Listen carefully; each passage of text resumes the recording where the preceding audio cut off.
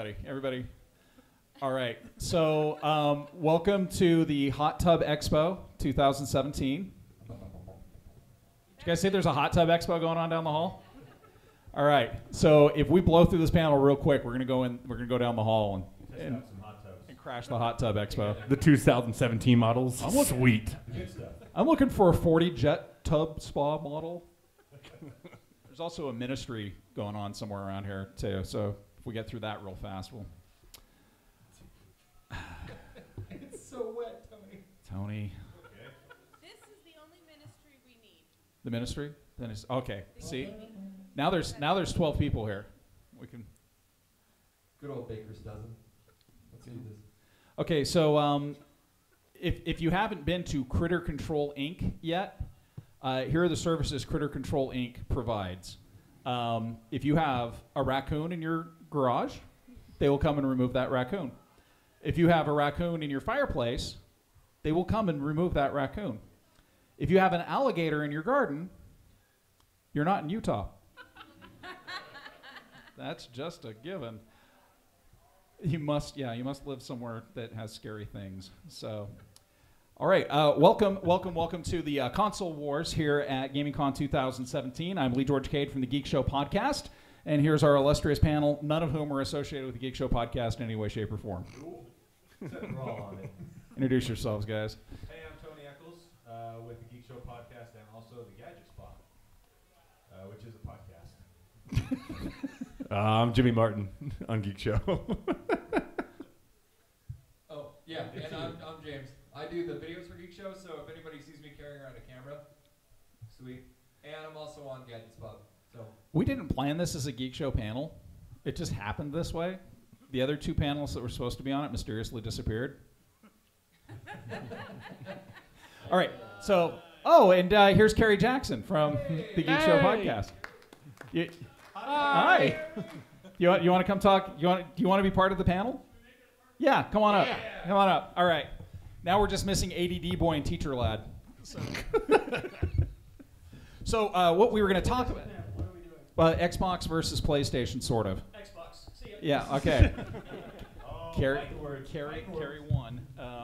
So what we were going to do is talk about the supremacy of one system over the other. But I was doing my research and I realized this is a 16-year fight. It's not the actual all-inclusive history of video game consoles. So we're going to go back in time to the 1970s really quick, and I'm going to get you caught up, because the Xbox has only been around since 2001, right? So saying that we're going to talk about Xbox versus PlayStation when it's really a war that's been going on, since Jimmy's been able to vote is really not.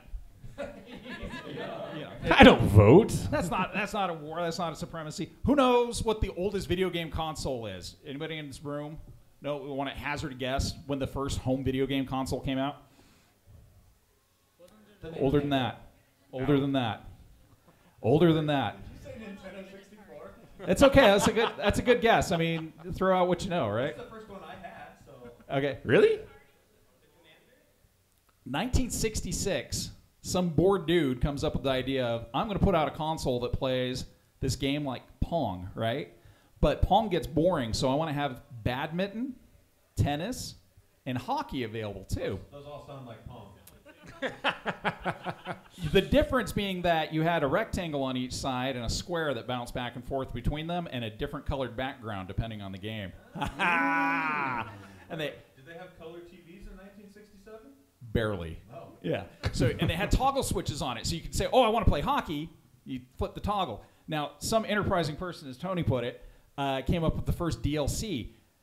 They sold cartridges that allowed you to select which game you were going to play, even though the game was already on the console. You had to have the specific console. If you want to play tennis with the green background, you had to plug in the cartridge. Blah. So that sucked. Nobody liked it. Move on to Atari. Yeah. Atari 2600. Anybody ever play on that? Remember Adventure? Greatest video game ever made. It's a square that goes through a square, and you fight a square dragon with a square dagger. And it had a soundtrack that sounded like a square. It was pretty amazing. So along with that, we had the reason why everybody loved it, though, is 1980, Space Invaders came out on the home consoles. Everybody loved Space Invaders. So Atari started selling 100,000 games. Everything was great. But in 1983, somebody released an amazing game called E.T. There's a documentary about this game. It destroyed the home console as we know it. Like Atari stopped selling. No one wanted it. People were burning them in trash piles because E.T. was such a horrible game. It was the worst game ever. Well, and it still sold amazing because the movie was so good. Right. But it was unplayable. Everyone bought this terrible game. The game could play for about 20 minutes before it blew up and killed your family. That probably That's never what happened. happened? No, there's a documentary. They found a trash heap in New Mexico where something like 5 million copies of E.T. were buried. And there's a documentary about this. You think I'm kidding? Oh, it's true. It's like the warehouse they buried the Ark of the Covenant in, but it's just copies of E.T. It's absolutely the worst thing ever. So it's scarier than the Ark of the Covenant. Well, yeah, it will melt your face too, just like that. So, 1985, Nintendo Entertainment System. Yeah. I see a few people nodding their heads. They're excited about that. That's the year I was born, too. Right. So 1985 brings us the Nintendo Entertainment System and Tony Eccles.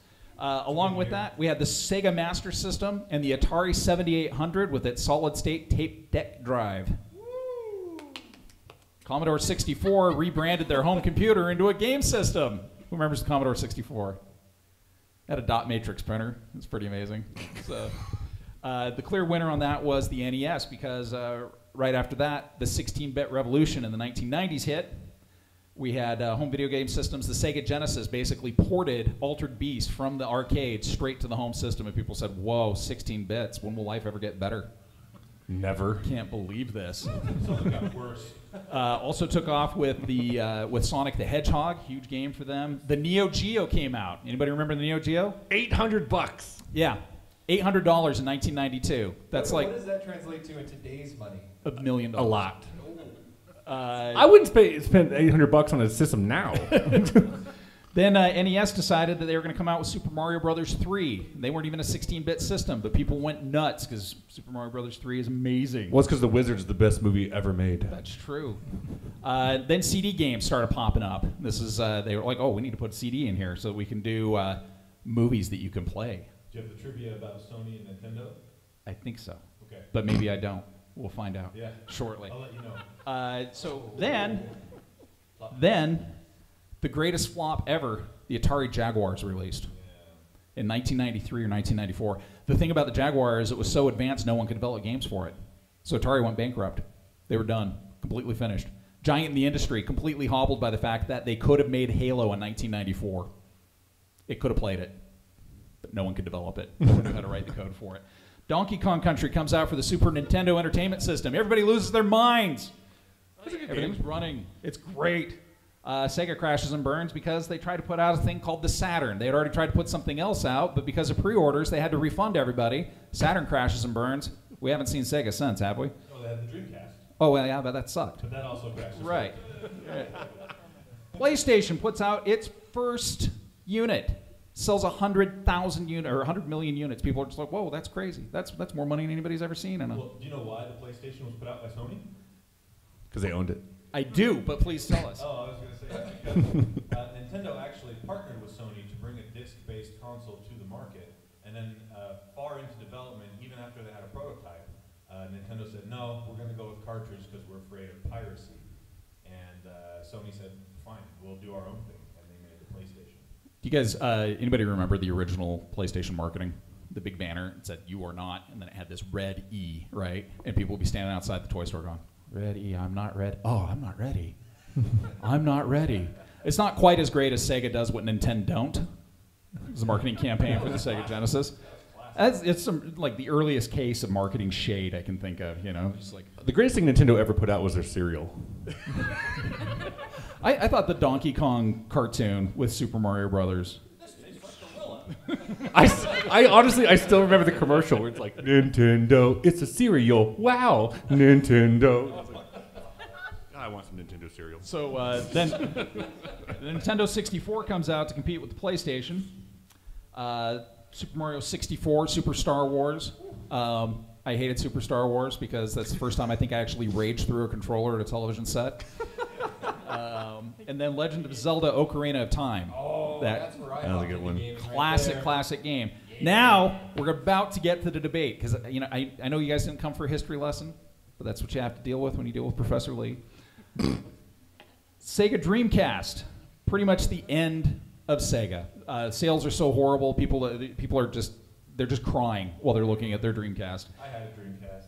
The PlayStation 2, here's a bit of trivia for you. PlayStation 2, still to this day, the highest selling console in history, over 150 million units sold. Nintendo GameCube comes out in 2001. Could play all the Game Boy titles. People were super excited about that. And then the Game Changer comes in. This is the last time you'll hear me say this about the Xbox. The Game Changer comes in with one revolutionary change. Huge, huge change. Actually, two. The minor one being that it was the first game you could hook up to the internet. It had an Ethernet cable. You could hook it up and you could play online. Or communicate online. But it did away with save cartridges. And if you don't remember save cartridges, it's not going to be a big deal to you. But I had on my PlayStation like 10 save discs for all of my stupid games, because if you didn't save on those discs, or if somebody put the wrong disc in and saved over your Final Fantasy VII game, and you're just like, wait a second, I just got Knights of the Realm, I can't beat Sephiroth now, you were screwed. You're done. That's just the end of it. So the Xbox was a huge game changer, and also due to Halo.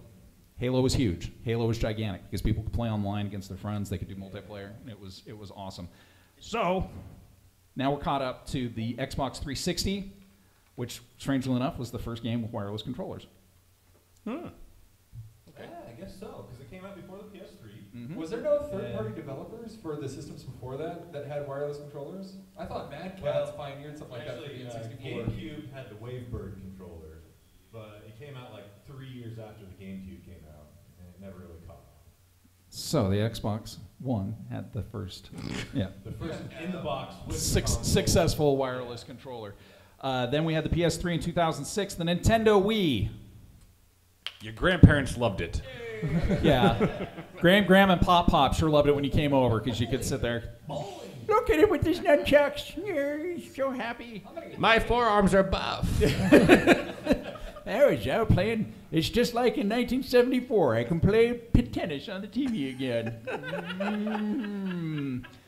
7th Gen also brought us motion-controlled games.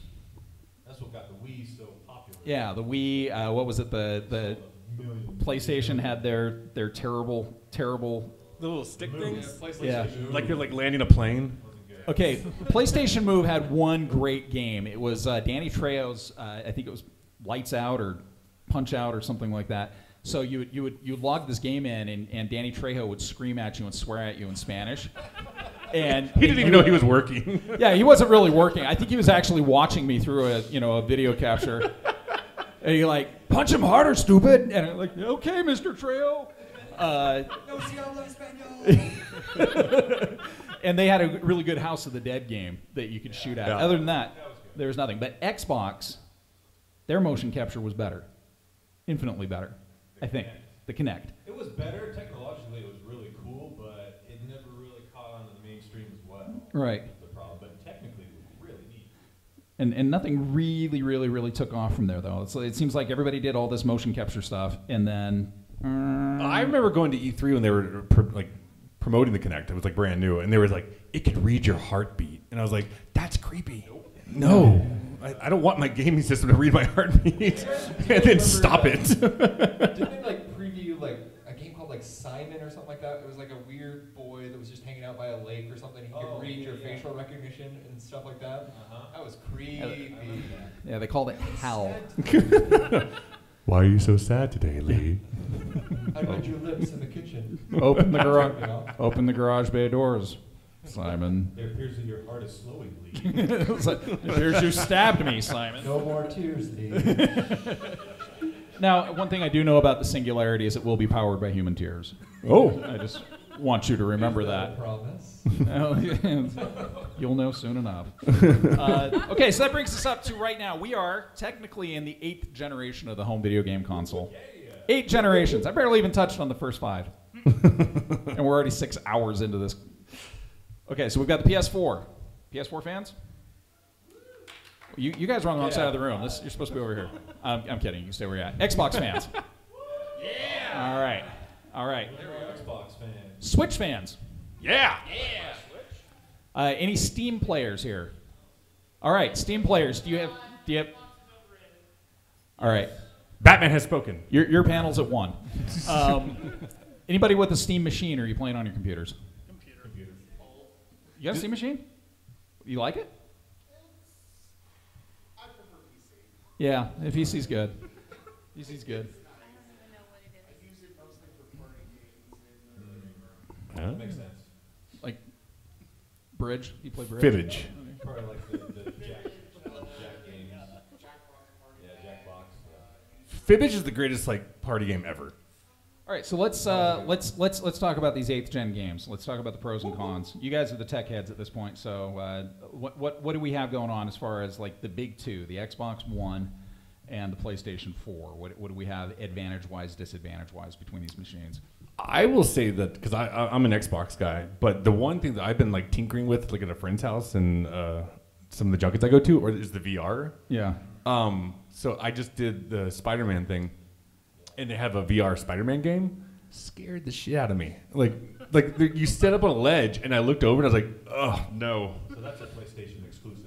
It's not just a PlayStation. It's on like computers as well. Computer? Yeah. Is that the new PlayStation standalone game, or is that like a Spider-Man, It's a Spider-Man Homecoming VR? It's the Homecoming game, like, and you Yeah. like you basically are Spider-Man, and then So it's not that it doesn't have anything to do with that new Spider-Man game. No, not the same game that's coming out next year. That's a Yeah, Spider-Man. that looks good. That looks If I had anything that was going to convert me to PS4, it's that Crash Bandicoot remix. And Insane Trilogy. oh, that looks so good. So does Xbox have anything going on for your VR? Or is this, Well, Yeah, not actually, yet. I've got statistics right here. So, out of the 55 million PS4 base players, only 1.8% actually own VR, and the majority of them say that it's overrated. I will say this though, it's fun, but like someone told me that the VR costs like double the price. $400, which Yeah. is the same as a PS4 Pro statistics. Yeah. That's Okay. gross. $100 to buy it all at once. and see, that's a hard lot because of money. Because if you really want like a VR experience, like the one Jimmy was talking about, you could either put out the $400 and have the VR Spider-Man where you stand on a ledge, or for $20, I can take you up on the roof right now. Just hold you over. Well, as far as When you're done peeing your pants, we'll go back downstairs. as far as VR experiences, has anybody here tried the Oculus or the Vive by any chance? Has anybody played that new Rick and Morty game?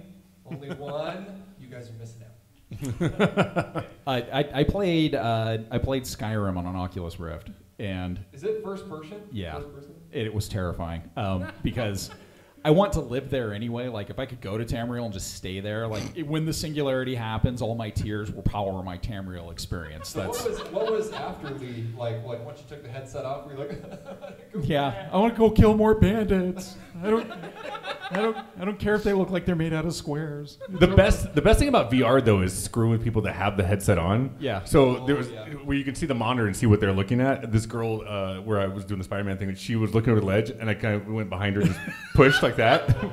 Of course you did. She freaked out. I can think of the 20 most Jimmy Martin things to do to somebody wearing a. Yeah, that's number 2. Hey, it's just a game. Or is it? He'd do that. So He would so do I think what's kind of wild about the whole VR experience is we're talking about different games you can play. The only thing I've played is the Star Trek Bridge Simulator. I've heard it's Well, cool. how do you like it? It was neat, and What position did you play? I was helmsman Oh, nice. because I like to fire the torpedoes. Wearing the red shirt. Yeah. Nice. What's cool about that is that you get to put your bridge together with people that are playing all over the world, right? That's cool. That's super neat. But then I started thinking about, I know that businesses are doing this stuff with VR because you could work from home and still be in the office, right? Which is kind of, I don't know, it seems like it seems really simmy to me, right? So my avatar, I'm a Minotaur at work, but at home I'm just a tubby dude in a Star Wars shirt. See, I'm all in with Steve, so it's about the hats. I'm just going to come in with a different hat. You have a Minotaur hat. Yeah, no, Talking about the Xbox as far as like VR, the Xbox chief, Phil Spencer, said that they will hop into the VR once it's as good as Oculus and Vive for console. well, we've got VR experiences just down in Linden. We've got the Void. The Void, yeah. And Yeah, you did the Void, didn't Yeah, you? I actually got to go through the Void. How was it? And I did the Ghostbuster one. It was really cool. Okay. What sets that apart from just your home VR experience? They actually used Oculus headsets. Nice. Okay, and you wear a proton pack, but it's the computer powering your Oculus headset. Because it's really cool. Because the one thing, if anybody has actually tried VR, the one thing that will take you out of the game the fastest is that stupid umbilical cord that comes out of the back of your head. So like I want to like walk over here and go like you know, and it's awful. So what really sets it apart is since you have your computer on you, and they have these areas they've built out, and they simulate The environment. you're in. So you walk over, you see a sink, you walk over to it, you reach down, and it's one-to-one motion, and you feel a sink, and you see it in your goggles. It's just Jimmy lifting a sink up in front of him. It pays really well. He's just Great chasing benefits. people around the whole time. So in that aspect, places like the Void have a big advantage over home VR. Right. Way more Yeah, but how Is much- that sustainable though? Like I always wondered about the Void. If it's a kind of like a You know, it all depends gimmick? on whatever their business model is going to be. How much- I think It's could be. it's How 20, It looks rad, It's but, like, $25 for a run through. for one person? Yeah. and how long does that run through? $25? I would say one time for sure. How long is- Definitely worth one time, and then. But that's not sustainable though. But they have different experiences. So you have your Ghostbusters. They're working on a. I can't remember the one they said they were working on. Fast and the Furious. No. Anyway. Hanging out with Vin They Diesel. all have different themed experiences. So yeah, you pay $25. There's actually a. But how long is your $25 experience? 25 minutes? Yeah. 10? But that's the demo right now. I think it's going to be longer once they actually get going. So do you think there's going to come a point where people like, companies like the Void, because we're talking about Xbox and PlayStation, right? But really, I think that we might be, I'm going to hazard this guess, I think we might be getting close to the end of the dedicated console. I think we might actually be going towards something like the Switch. The small step ups. The small step ups, like the Switch that follows you everywhere but still gives you the same kind of gaming experience that maybe one of the home consoles does. Or are we going to get to a point where we have something like what the Void's doing, where you have a backpack that's your home processor, and you've got your VR headset, and then you got 60 idiots wandering around Liberty Park playing Dungeons and Dragons? Well, that's what I was saying. Like, I mean, how long is that going to last if someone gets hit by a car? Well, you know? you obviously failed your armor save against Dragon. Sorry, the Isuzu won. That was a critical fail. Go directly to the hospital. Womp, womp, womp, womp, You know, like, womp. or the satellite's slightly out of alignment and everybody's walking into the duck pond. Yeah. So you're saying everybody's going to turn into a bunch of lemmings, is what you're saying? Oh, trying to get to that extra life. See, if anybody's doubting what we're saying, do you guys remember when Pokemon Go first came out and the lengths that you would go to get that stupid Charizard? And you could I'm- still see where you were going when you were playing. Well, with Pokemon Go, I remember the first news story that came out that said a guy pulled a gun on a kid and said, "Get the hell off my property." Yeah. Well, that was a simpler time last year. Sometimes when I'm feeling like the stress of society bearing down on me, I think I'm just going to download Pokemon Go. Revisit those halcyon times Gonna put on my VR helmet. of 2016. Yeah. It's kind of wild. I mean, those of you that are younger and have lived with video games your entire lives, like you're going to see stuff in the next 10 or 15 years that we're probably not even aware of now, because technology is doubling every 5 or 6 days. Smell-o-vision.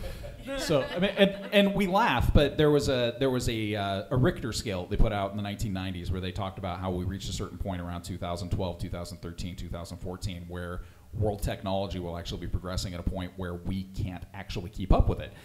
And we may be somewhere around that at this point, where we're just going to develop what we'll look at in 20 to 30 years as our caveman tools in 2017.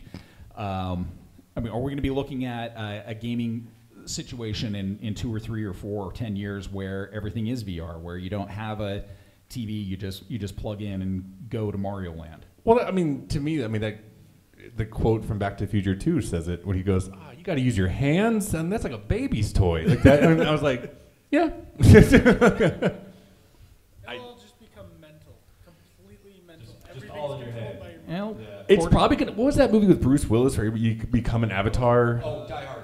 No, surrogates. Surrogates, yeah. surrogates. I mean, yeah, people just kind of just wasting away in their rooms, just Like that could be kind of cool though, right? Like if I could We're upload wasting away. No, if I could upload to like a Vin Diesel avatar and go run around and lay waste to dragons for a while and then come back and go, I'm just a tubby dude in a Star Wars Well, shirt. have you guys read the book Ready Player One? Because I think that is a very, very plausible future. It's going to be a movie here in Spielberg. Yep. Yeah. Get ready for that John Williams score.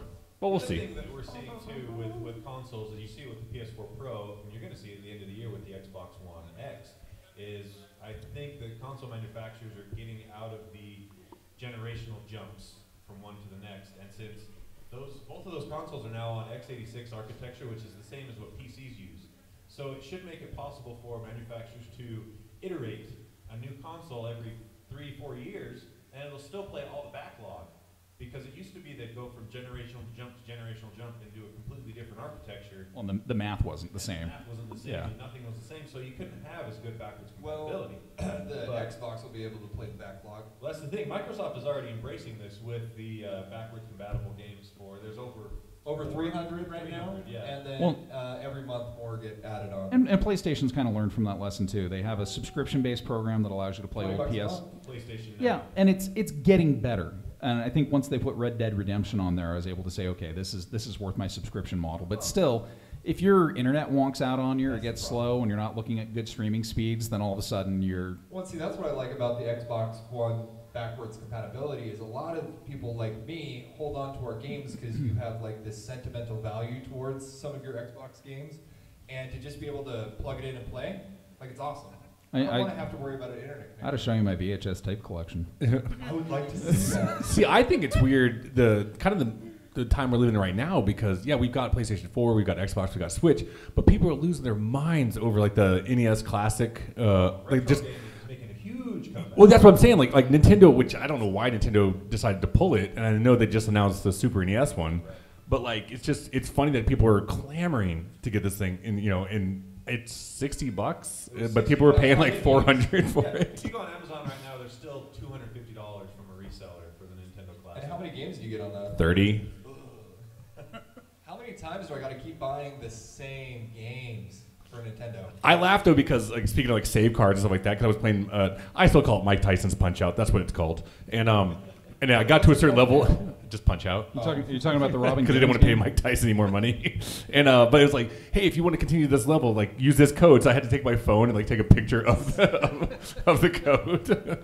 So it just, but it blows my mind. I mean, these games are, let's be honest, they're terrible. But I mean, I love them, but people are just clamoring to get their hands on it.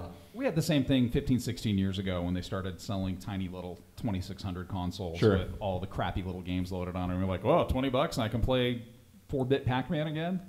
You can buy, like Genesis sells them too. Like I think it's like 60 games for like. Yeah, but that's a different company that Sega sold the rights to make the Genesis. Oh, is that true? And it's junk.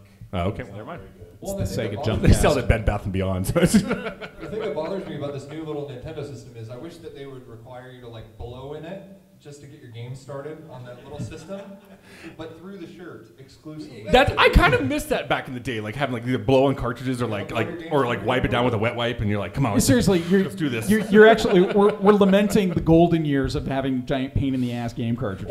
Or you put the cartridge in and you put the other one on top of it. I don't know if you guys ever did that too. Seriously, if this gets saved, 80 years from now, they're gonna be like, are they seriously complaining that they can't just blow on their cartridges to Yeah, get their game to work? but to be fair, that's like the loading times now. It's you have to make sacrifices for different iterations.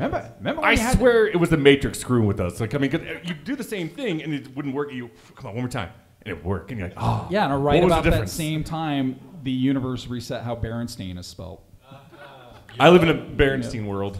Yeah, and so I mean, ever since right in the PS1 when you had to lick your CD. Did you lick your CDs, Lee? Yeah.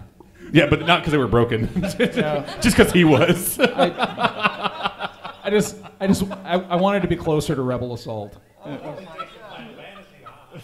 would love to see your old game collection. It has that. Yeah, it's Just spit all over him. yeah. These are dirty CDs. You know what I thought was another like revolution that never happened was the movie The Lawnmower Man. Yeah, with With- Jeff Fahey.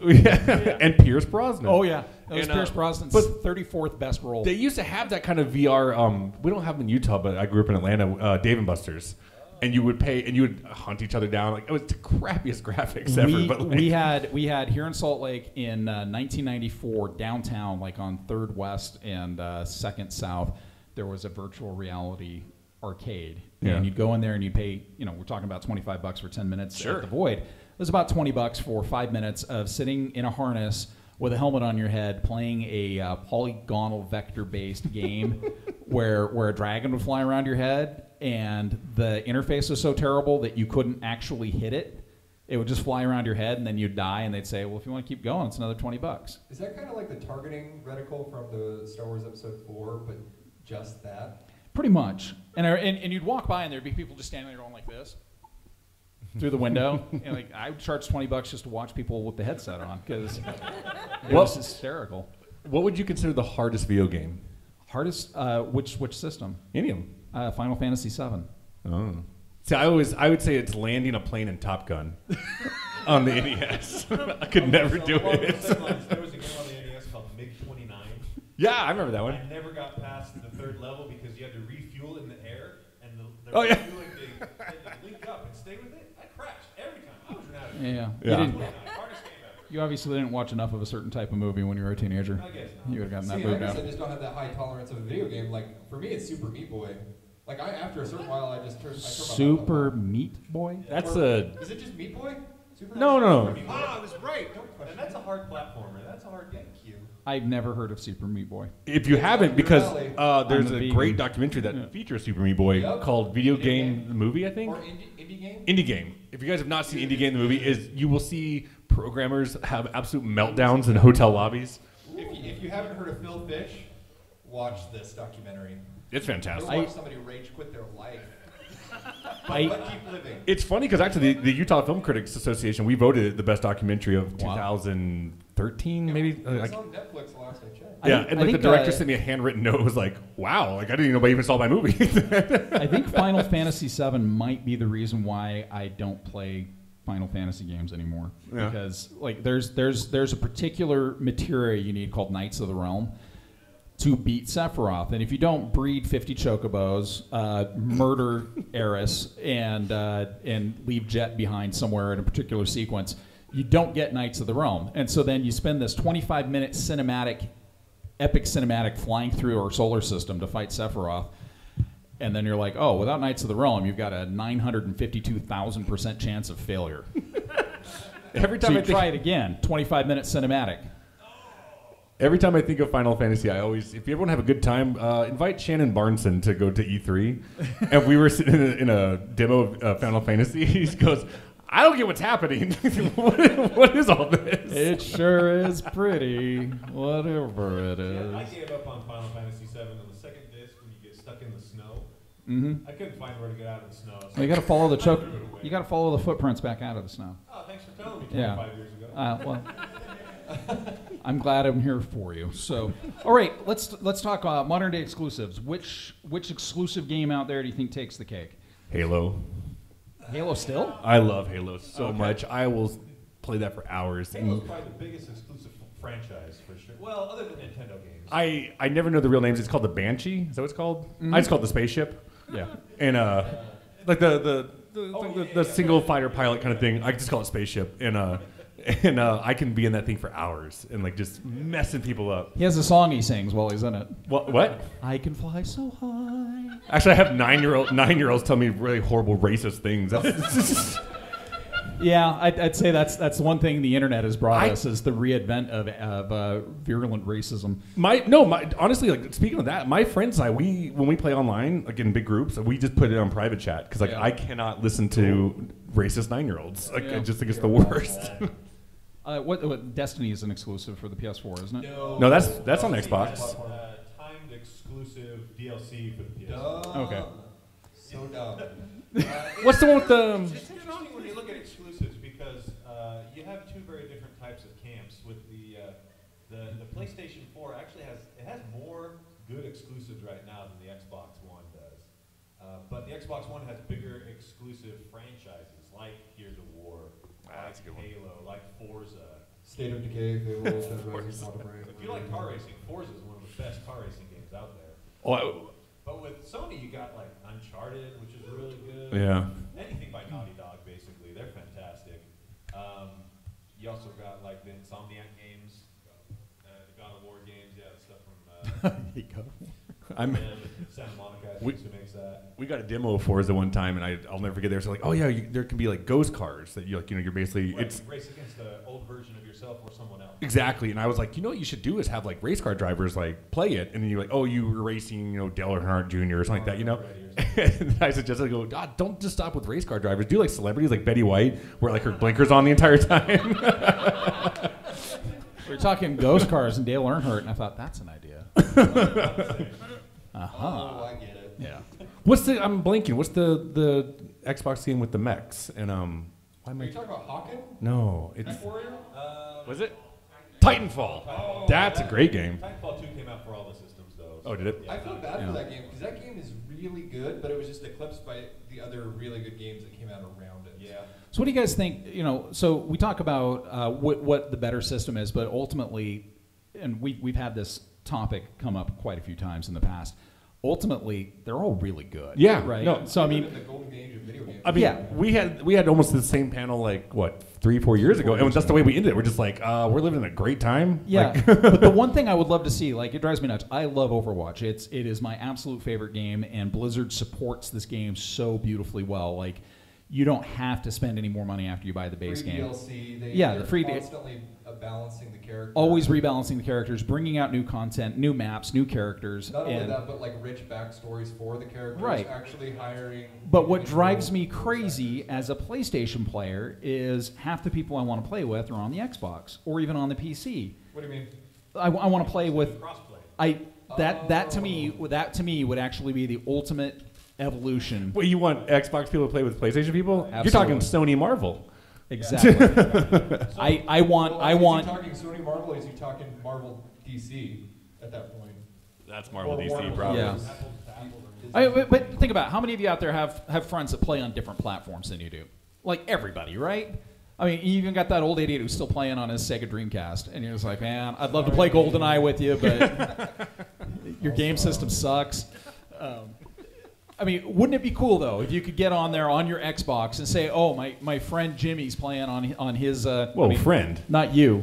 I'm talking about my other friend Jimmy. My name's James. You can call me Jimmy. Yeah. He's on his PS4. It'd be so cool if we could, go to Hanamura together and lay waste to that stupid McCree team over there.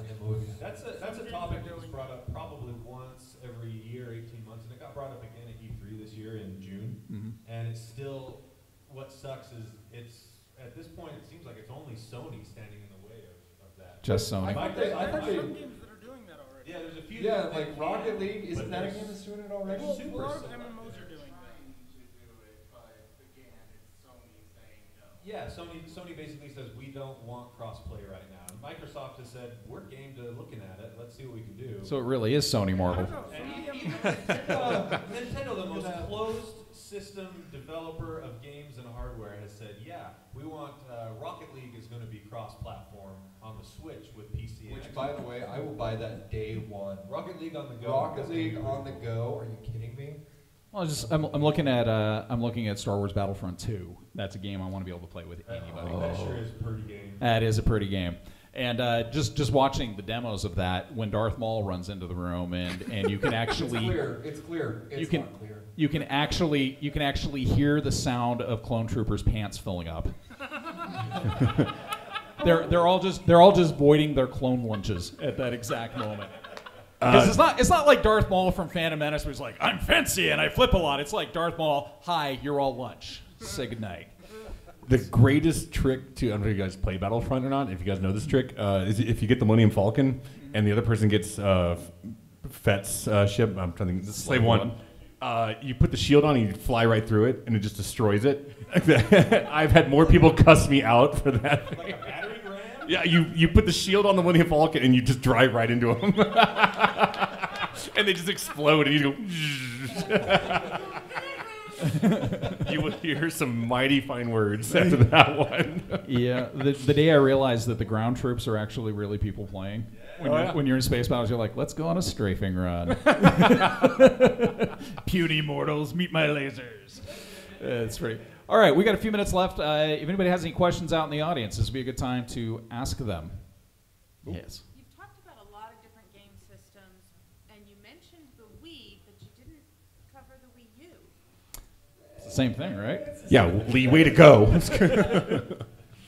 I like the Wii U. I thought it was fun. I have a Wii U and I enjoyed it, It's but better than the Wii. it's basically the Wii with better graphics I- and a Portable screen. The Wii, the biggest thing for me in Nintendo consoles right now, I will buy Nintendo. I mean, I bought a Switch just for Mario Kart because I will tear up some Mario Kart. Oh, yeah. Like, Yeah. The Nintendo exclusives are second to none. He will No. trash. They're a reason alone to buy a Nintendo system usually. yeah. Yeah, Jimmy will trash talk 10-year-olds over Mario Kart. Hey, that bitch needs to get out of my way. Hey.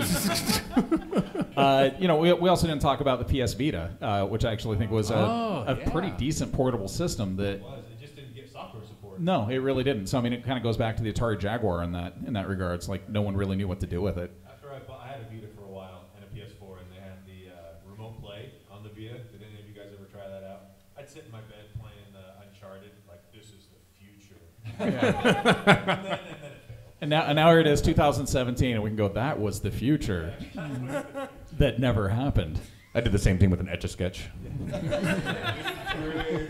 Yeah. I can sketch anything. Next question. Yes.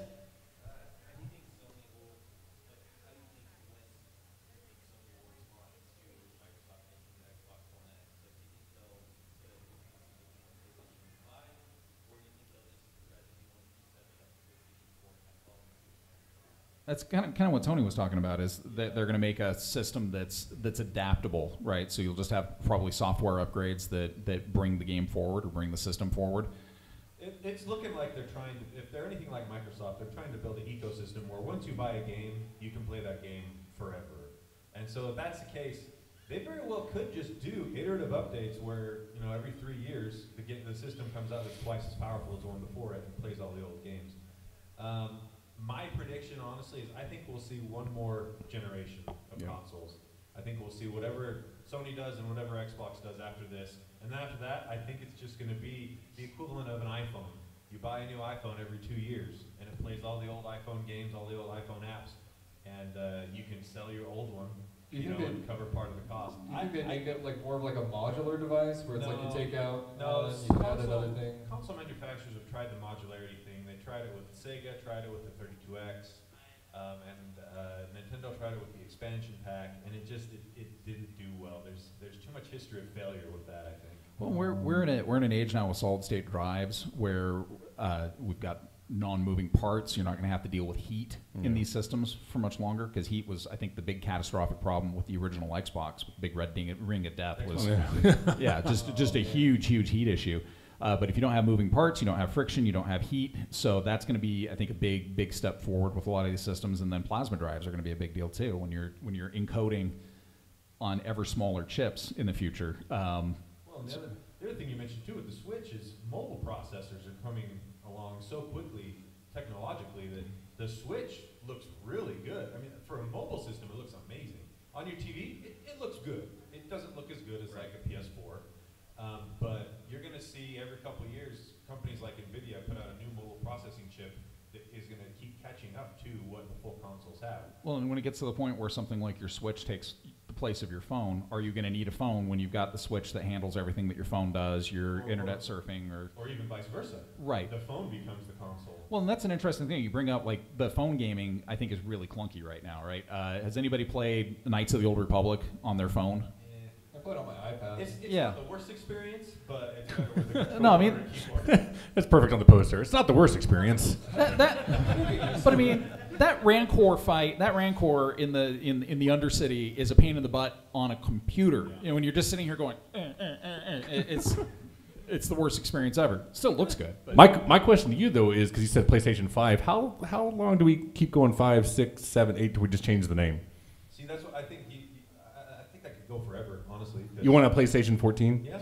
Okay. I mean, we're looking at iPhone 8 this year. That's true. I don't think Apple did stop doing that with the iPad this year. They stopped giving it names. They just call it the iPad, and then you have the iPad Pros. the Pro is so nice. I think it could go either way. They might just drop it completely and say this is because since Microsoft is going for an ecosystem where you buy a game and you can play it on any of their stuff, it could just be an Xbox. Which Xbox do you have? Oh, I have the one from this year. Do you think everything on the Xbox is going to be outsourced through the cloud eventually? No. Like the No way. processing power. Once the internet gets fast enough. I mean, they easily could do that. Just have farms of the hardware that they swap out. The internet's, I don't think you're ever going to have low enough latency and fast enough pipes, at least in America, because our internet lags way behind countries like South Korea and Japan and things like that. But you're going to see that actually in a game later this year with Crackdown. Crackdown 3 on the Xbox One in multiplayer is going to ping the Microsoft Azure cloud computing platform and commutate all of the destructible environment for you and send it back to the Xbox. So they're claiming in that game in multiplayer, everything in the city is going to be destructible. That's Lee's like dream right there. I am your god. You play a super soldier with almost, I want to say like half of Superman's level of powers. So it's based off my college years. Yeah. See, and I just want to remake a Rampage. The of whole that one. city's going to be destructible. And that would be a perfect example of one to do is Rampage. Yeah. So. All right, so we've got a couple minutes left. I have one last question for the panel, and then we'll wrap this up. Do you think we're going to be looking at bioorganic gaming anytime soon? Not anytime soon. Like, where are we seriously, putting this? we're talking implants. We're talking the Where? ability in your head, in Oh, your body, good, the okay, that's ability fine. where you're actually carrying the stuff around with you. Because you look at it, okay, I know it sounds like a far-fetched question, but if you've It's seen... not far-fetched. How do you define soon, too? Well, my lifetime. Within our lifetime. Yeah. So I just finished a game called Deus Ex: Mankind Divided. Good game. That's a good game. And the whole environment in that game or story world they've created is augmented people with mechanical limbs and implants in their brain and things like that. And honestly, with the way technology's progressing right now, I would say it's possible, honestly. I'd say 15 years. At the very least, I think there'll be something that you can put a contact on your eye within the next 20 or 30 years, is my speculation, that you'll be able to see the screen just on your eye when you close your eye or something like that. Well, I know for people with disabilities, this is actually a really, really big spectrum available to them, because if you, say, lose the use of your legs and arms, the ability to go into a virtual environment and interact with people could be a huge thing for their quality of life. So it could start out as a gaming application that turns into a quality of life application, or the other way around. I mean, a lot of our technological advances in cybernetics have actually been to help people who've lost limbs. Mm-hmm. Right. Have you guys seen, oh, sorry, Jimmy. No, I was going to say, so you're saying eventually I can download my consciousness into like Grand Theft Auto 5? You can't live forever, James. I want to live forever in that game. Do whatever I want. Did you guys see that episode of Black Mirror that was on Netflix recently with the old folks home, that they would put them in the virtual reality world to live out their old folks' lives, basically? That's a good place to put old people. That's a very good example of where this could go. But I just can't imagine the driving simulation on that part of it. Blinkers on. All right, guys, we're going to wrap it up. Let everybody know where they can contact you if they have any questions or anything along those lines. You can find me on Twitter at JDG Jensen. JDD is for ADD. You can find me on Xbox Live at Funeral Taters. That's Funeral Space Taters. Best name ever. Jealous. And that's it. Not jealous at all. Or you can find my Nintendo friend code 15Z. I don't know. You can email me at jimmy@slcomiccon.com. you can catch me on Twitter at QuadTTony. Just hit me up on there, and I'm usually quick at responding. I run a live advice line on the corner of State and Main 24 hours a day. really good. I'll give you life advice. State and Main run parallel. Yeah, it's by Sonic. Yeah, Oh. sorry. Yeah, I'm at LGCade on Twitter or on Facebook, and of course we have a Geek Show every single week. If you're interested in hearing a bunch of people get drunk, except for Tony, and swear.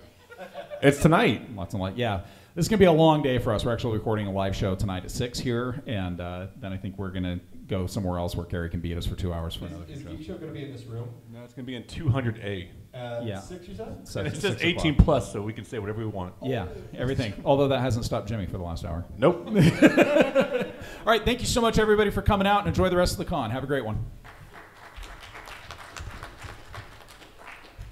How many panels do you have?